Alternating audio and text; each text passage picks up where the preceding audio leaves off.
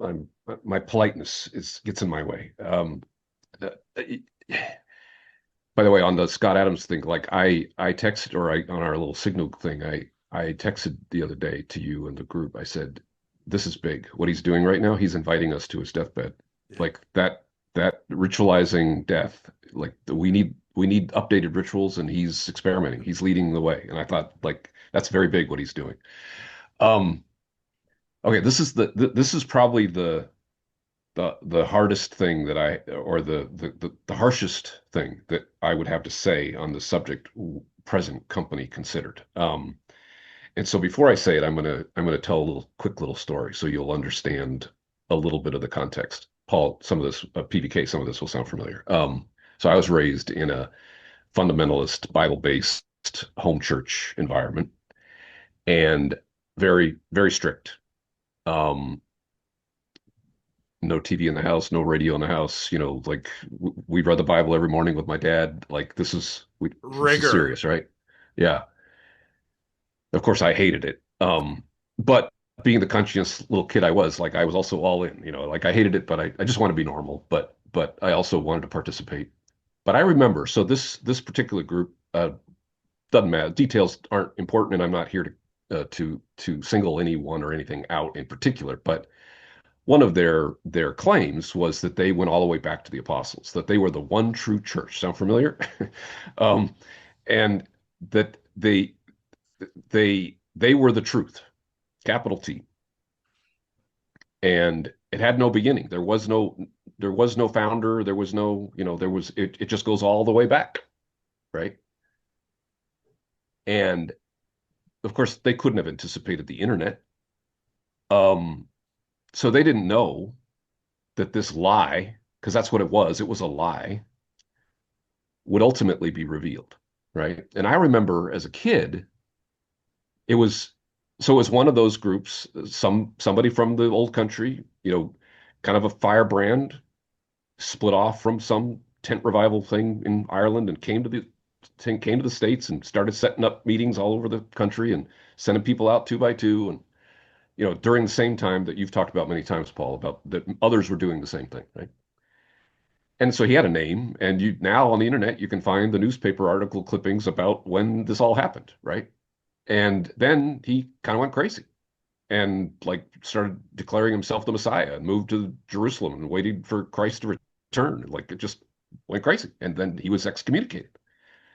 And but his fellow co-founders, some of them were still alive when I was a very small child. So I remember meeting them. They're like in their 90s, like one was over 100 years old, I remember. And so I've physically been in the same space with the guys who knew the truth. So I say that story so you understand a little bit about my formation, right? It's like you lied to me, right? You lied about something kind of important, right? Now, I would argue that that it was replete with lies, but that was one of those like it's a lie. I can use that word. I don't have to say it wasn't true. I don't have to say it was a misunderstanding. I don't have to say it's like, well, it's a matter of faith. Like, no, this was a lie. This was like there were people who knew. Now, I'm sure there were many who did not know. It was like that man's name was just erased from the history of the organization. It's like we just don't. It's like he who must not be named. And if you bring it up now, oh, I see you've been on the internet, right? So that you know will hopefully help you understand a little bit about my orientation and maybe some of the people out there watching too. But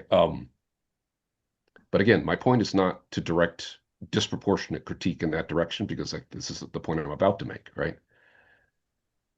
The truth ends up really mattering in terms of the health and life and sustainability of an organization. And my belief is that institutions, the real corruption has been to become extremely, um, let's say, flexible with the truth. And I understand that word, like, it's not as if I claim the truth or anything like that. It's just we know when we see that we have been deceived, right? Or misguided or misled, or, right? And so my take on the last 500 years is little by little, the explanatory power of particularly the religious institutions, has been degraded by better explanations, right? And so instead of, many organizations have been like, well, we got to update our priors now because we have this new information. We know a lot more about the universe that we occupy and so forth, right? many organizations have sort of plugged their ears and said, like, not listening, right? But just so I don't reserve my criticism for religious institutions, we also had the president of Harvard, testify to Congress that she couldn't tell you what a woman was or whatever, right? Like, so and the Or reason why fudged that her was so footnotes. also, right? The reason why that was so catastrophic is because the rest of us are watching. It's like you're embarrassing yourself right now. Yet within that cloistered environment, that hermetically sealed self-referential echo chamber, they had completely lost the plot in terms of an actual commitment to the truth, right? Of course, I could go on. I'll stop. But the the, the what I'm interested in is how often I see a lot of hand waving around, well, is it true or not, right? And even within the TLC, I'm surprised at how little I see engagement with, say, like a Dr. Bart Ehrman or like a James Tabor, like people, deep biblical scholarship who are at least challenging a lot of the premises behind, Christianity, right? And that doesn't mean necessarily that I'm challenging Jesus Christ, the historical figure, because like I actually, I kind of like that guy. But I have a lot of problems with the institution that has grown out of that movement. And I'm not going to be the first to say, I wonder what the man Jesus Christ would think of the movement that carries his name today. That is the harshest thing I can and will ever say about the subject, but that hopefully it will help you understand, where I'm coming from.